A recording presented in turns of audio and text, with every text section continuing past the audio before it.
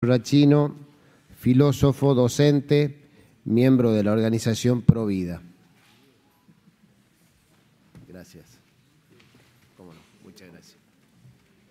Muchas gracias. Muy bien, muchas gracias.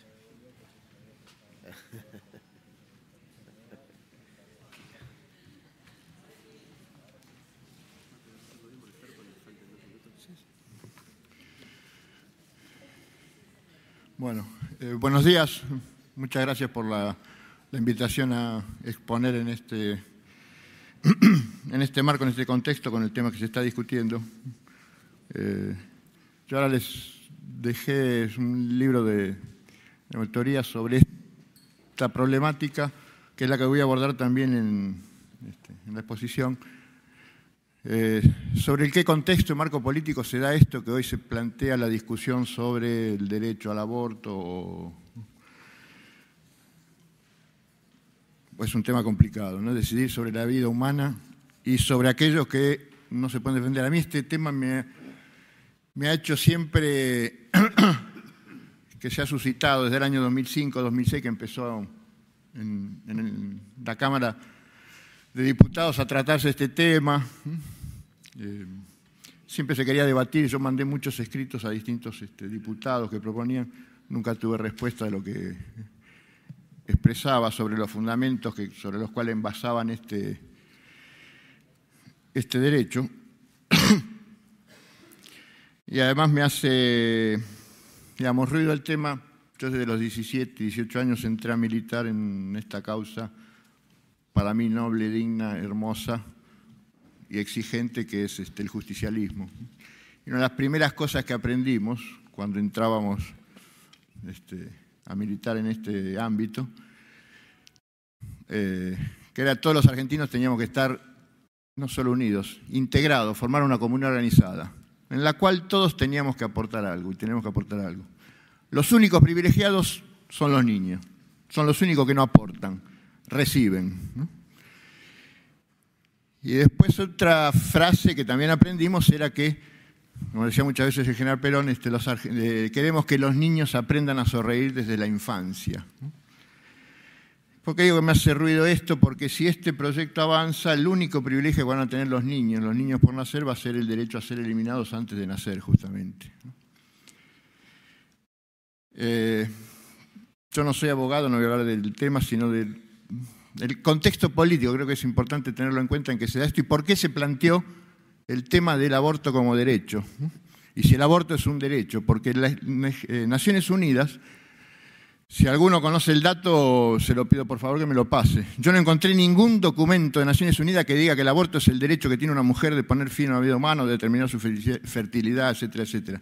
No lo encontré. Puede ser que no sepa buscar. Si alguno sabe que está esa definición taxativa. Sí hay mucha referencia a el acceso al aborto, el aborto tiene que ser un derecho, etcétera, pero definición tajante de Naciones Unidas sobre este tema no hay. He leído el proyecto de ley antes de que se aprobara y después que se aprobó. Hay 3 o 4 temas que a mí me llaman la atención. Primero me llama la atención que el aborto, según este proyecto de ley que se han remitido a la Cámara, dice que el aborto es un derecho y después dice que el aborto es un crimen. Dice las dos cosas, ¿no? Primeras 14 semanas es un derecho, pasado las 14 semanas es un crimen. El mismo acto ejecutado por la misma persona. Me suena contradictorio, ¿no? Bipolar. Me llama la atención que desaparecen los proyectos de ley, el anterior y desaparece el esposo y padre. No existe.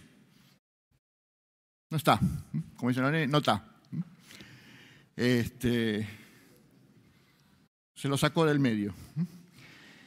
Otro tema que me voy a referir al final, el tema famoso, la objeción de conciencia individual sí, objeción institucional no.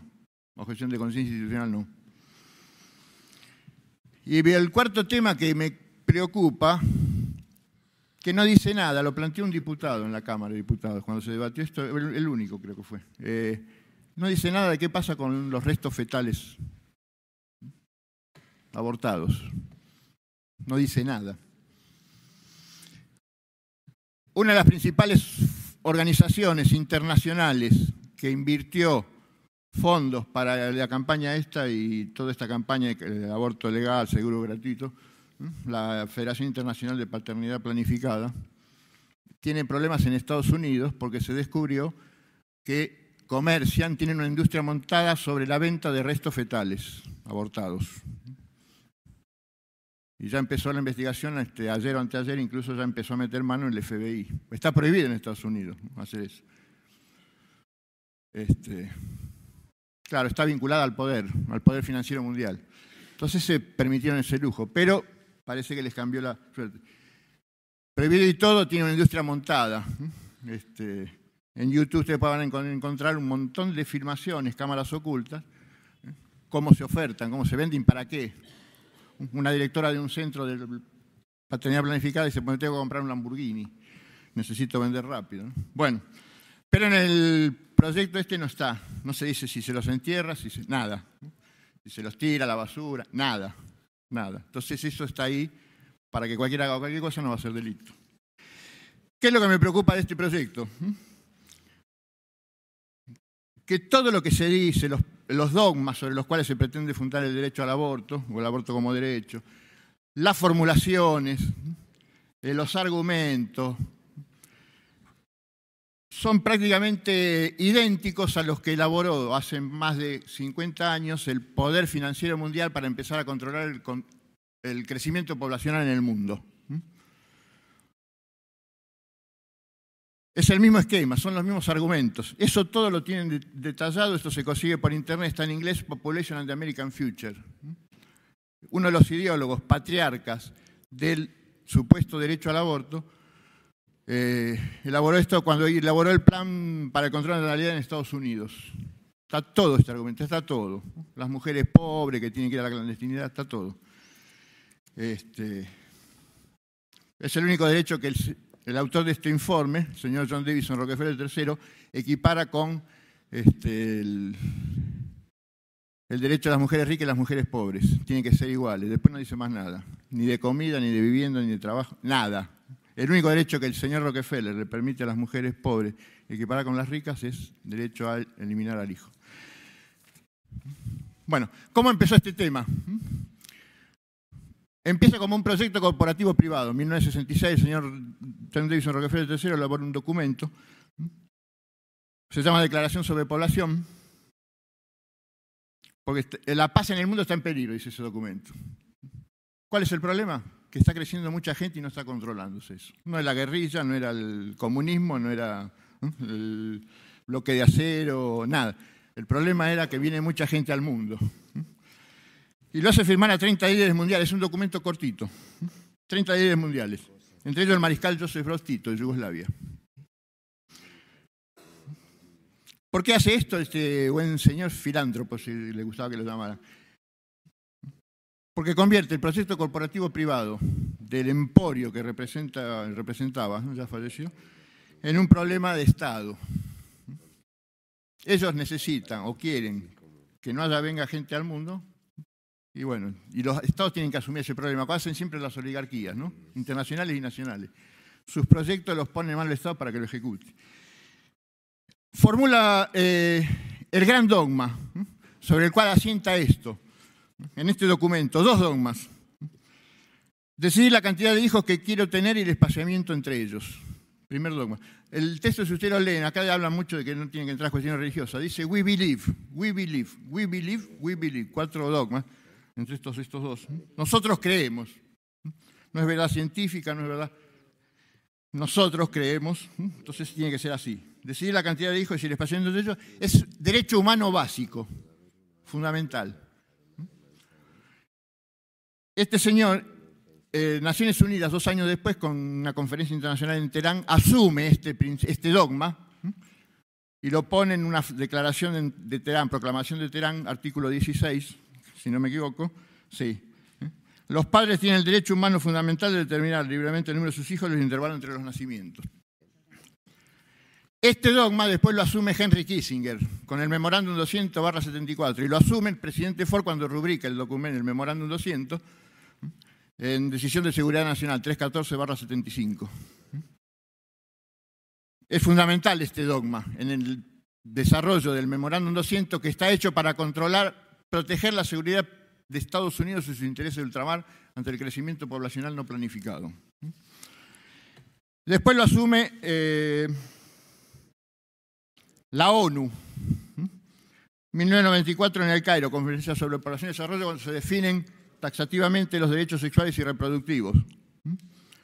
Los derechos reproductivos se basan en el reconocimiento, capítulo 7.a.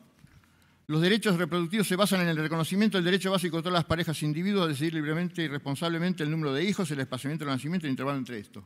O sea, Naciones Unidas empezó a asumir como propio el dogma de Rockefeller, que tiene que... uno de los organismos de UNFPA, famosa, ¿no? La Agencia para Fondos de Población de Naciones Unidas, asume que la agencia, el fin de la agencia, lo dice hasta hoy en su página web, es la salud y derechos reproductivos de Naciones Unidas. O sea, ¿qué hizo Rockefeller? Puso, no solo como problema de Estado, lo hace asumir a las Naciones Unidas este dogma, se convierte en el dogma rector del desarrollo de la protección de Estados Unidos y sus intereses de ultramar. Y después, ¿qué es lo que hizo con esto una vez que lo estableció?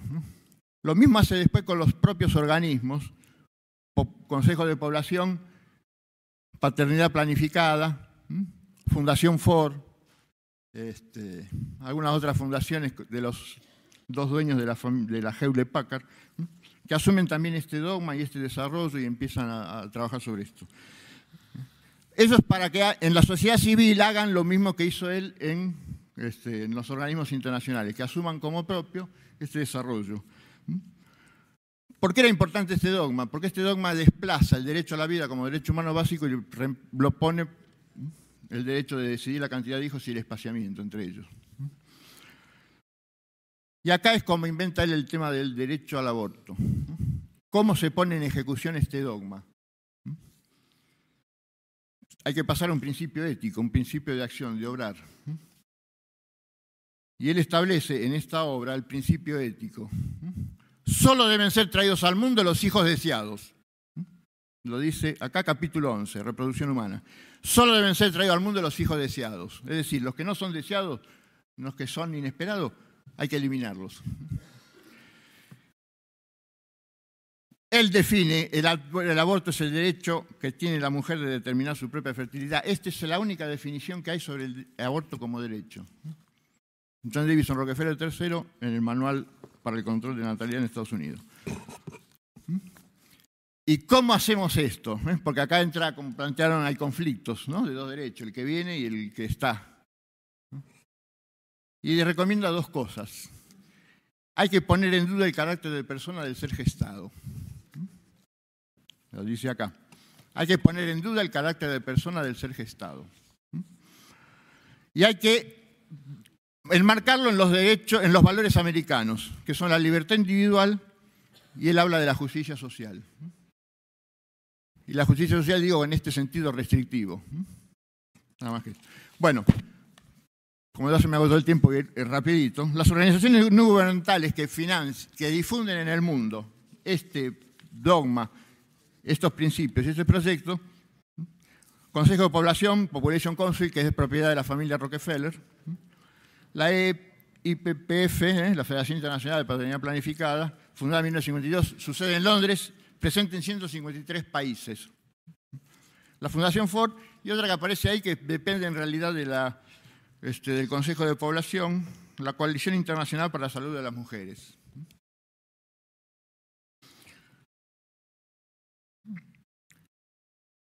Estas fundaciones son vivos los oligarcas, ¿no? Porque es su proyecto, pero el Estado se tiene que hacer cargo. Papá Estado se tiene que hacer cargo. ¿Cómo se subsidian o subvencionan estas organizaciones? Population Council, Paternidad Planificada, Fundación Ford. Por los estados y por la ONU.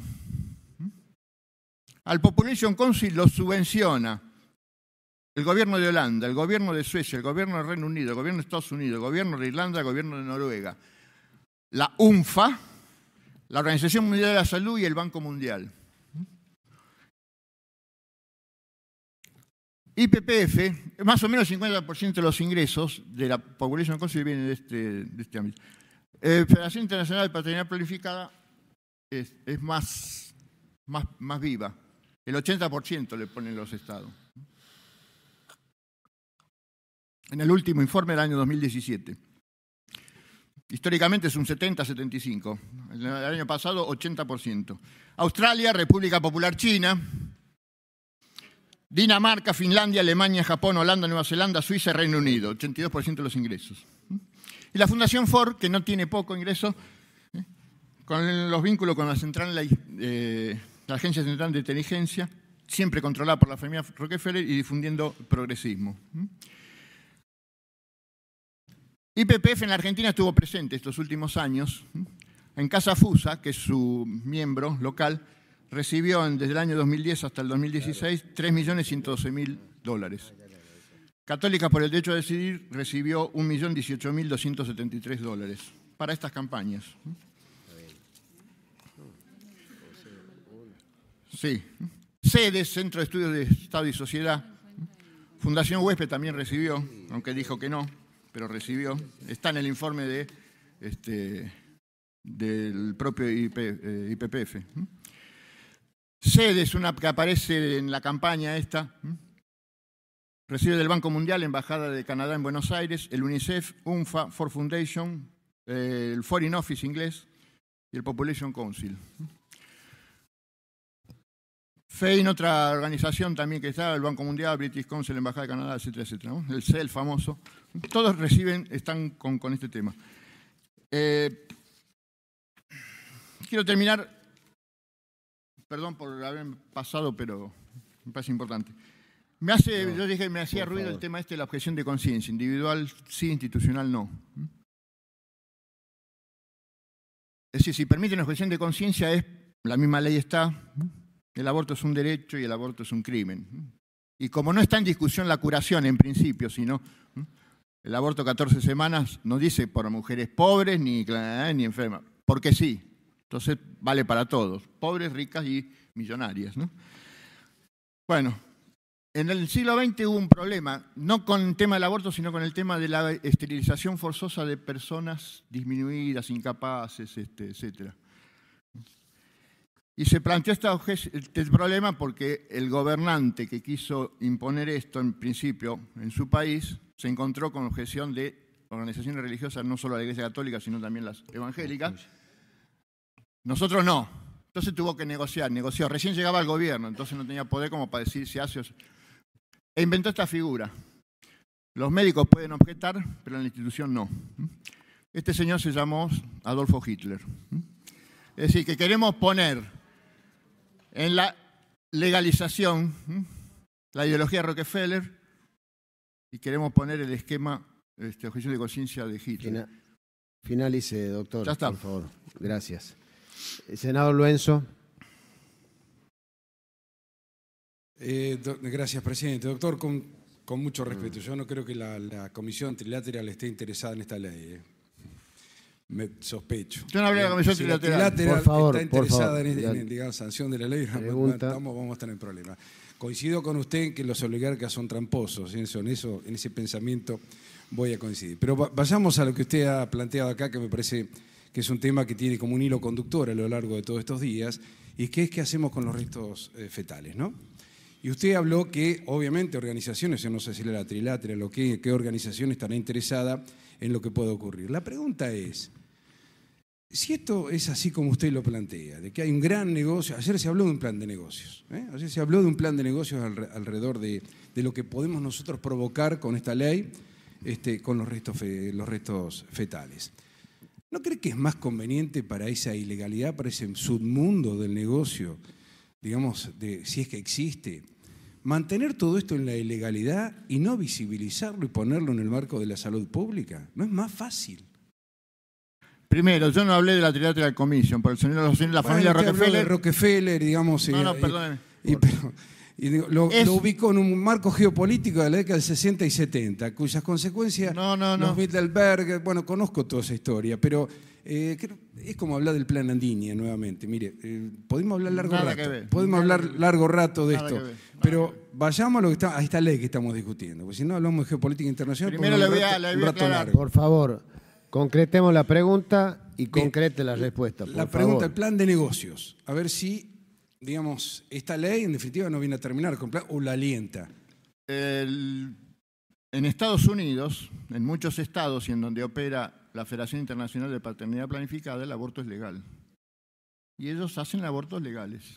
¿Por qué vincula y después el comercian los restos fetales abortados, que está prohibido por ley. Pero ¿sabe por qué lo hacen? La presidenta se llama Cecil Richard, la Federación de América.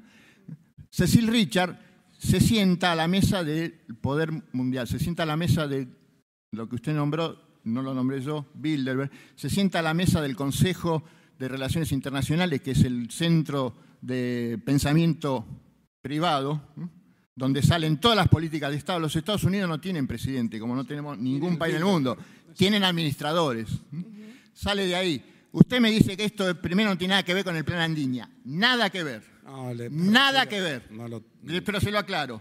Y segundo, no están allá. Rockefeller no está allá. La familia Rockefeller está en la Argentina. Es la dueña de nuestro país, es la dueña de nuestra economía. Entren en la página web del Consejo de las Américas, Council of the Americas, tiren el listado de miembros, yo no lo traje hoy, no tuve tiempo de imprimirlo, pero tiren el listado, se van a ver, todas las empresas que están en Argentina forman parte de ese consejo. ¿Qué significa? Que la familia Rockefeller tiene el control, no el dominio, no son dueños, controlan. Está todo, tenemos hasta el Banco Nación nuestro formando parte de eso, YPF formando parte de eso después que se reprivatizó en el 2012. Todo, manejan todo, no están allá, están acá. ¿Y sabe cuál es el problema? ¿Por qué quieren hacer esto? Henry Kissinger, en el informe famoso, Memorándum 200, donde recomienda incluso que todos los bancos, las agencias internacionales de la ONU, sobre todo y nombra específicamente la UNFA, pero también el Banco Mundial, etcétera, etcétera, tienen que colaborar con este tema del control de la natalidad. Dice al año... Porque los poderosos ven el mundo a 100 años, no como nosotros que estamos viendo qué concejalía agarramos, qué de estas disputas, ¿no? Gallinalla, como decía Perón. Miran el mundo a 100 años. ¿Qué vio Kissinger? ¿O ya tienen estudiado? Que el 90% del crecimiento poblacional mundial del 2074 al 2075 se iba a dar el 90% en los países que ellos llaman en desarrollo. Hace 2 años, 3 años, el último informe que yo leí en Naciones Unidas, tienen estadísticas, hecho en estadística, los números. Los países desarrollados tienen 14 millones de nacimientos por año y 12 millones de muertes. Los países desarrollados. Los países en desarrollo, como somos nosotros, en realidad países descapitalizados o países saqueados, ¿no? América Latina, Asia, África, tienen 132 millones de nacimientos y 82 millones de muertes. O sea, mientras el mundo desarrollado suma 2 millones, el mundo subdesarrollado suma 40 millones. Entonces el problema de ellos es controlar eso. ¿Sabe por qué? Porque tienen la economía concentrada. El 1% de los adultos del mundo, perdón, el 0,7% de los adultos del mundo, 33 millones de personas, tienen en sus manos el 45% de la riqueza. Y esta gente está insatisfecha, quieren todo. Son enfermos mentales, son enfermos anímicos. El poder le quiere todo. Entonces ellos necesitan que no crezca población en el mundo. Doctor, nosotros podemos estar de acuerdo, inclusive con esa mirada que usted tiene acerca de cómo geopolíticamente Entonces, pero le contesto lo que usted dijo. La vinculación con esta la industria se montó sobre abortos legales. La industria se montó sobre abortos legales, la IPPF. No sobre abortos ilegales. Doctor, o sea, no le va a poner... Yo le hice una pregunta concreta. Se la respondí. Le hice una pregunta. Amplié un poquito más. Por favor, concrete, senador. Una pregunta concreta que no me la terminó de responder, si no era más negocio para estos intereses internacionales o multinacionales, o digamos, no voy a entrar en el tema, si no es más conveniente mantener todo esto en ilegalidad. Este es el primer punto. El segundo punto, yo creo que hay una confusión Cuando hablamos de control de natalidad, que forma parte de una estrategia mundial, no voy a desconocer lo que se ha escrito, yo no sé si esto se pone en práctica, se efectiviza y si Rockefeller en definitiva está detrás de esta ley, lo desconozco. Pero de todas maneras lo que tratamos es, primero le aclaro, es de que no mueran más mujeres en la República Argentina, ni tampoco mueran más niños por nacer. Primer tema, esto es lo que persigue esta ley sencillamente. Y lo otro, creo que una cosa es control de natalidad desde esa visión que pueden tener algunos organismos internacionales y otra es el control familiar, la planificación familiar. Creo que control de natalidad y planificación familiar me parece que son dos conceptos muy distintos. Yo creo que es más, habría que educar sobre la planificación familiar. Me parece que es un tema de educación y de tener una sociedad mejor, digamos. No quiero entrar en este tema, pero creo que es peligroso confundir control de natalidad desde esa visión que tienen algunos poderes del mundo y otra cosa es la planificación familiar, que yo creo que deberíamos trabajar y mucho en la planificación familiar, doctor. Lo que usted dice, yo les pido lo siguiente, seamos concretos en la respuesta, porque ya hemos avanzado bastante con un expositor y creo que son reiterativas algunas de ellas. Gracias, doctor. Lo que usted plantea está planteado en este documento madre, Population and American Future. Es lo mismo. Es más, Joan Dunlop, una de las dos creadoras de la Coalición Internacional Salud de las Mujeres, le recomendó a Rockefeller, porque empezó hablando de control de natalidad. Eran amigos. Entonces le dijo, cambia el lenguaje, yo le dijo en inglés, ¿no? Yo traduzco a lo nuestro. Cambia el lenguaje, no hables de control, todas esas cosas que repelen. Habla de derechos. Planificación familiar habla. Y es equivalente. Lo que nosotros estamos discutiendo, esto de planificación familiar, etcétera, etcétera, está acá. Son los 3 pasos. Mutilación genital del varón y de la mujer, voluntaria, ¿no? La anticoncepción y, si fracasa, el aborto. Henry Kissinger, en el documento, el memorándum 200, plantea todo plan de control de natalidad o de planificación familiar, si no tiene la ley del aborto, no sirve. Muchas gracias. Gracias,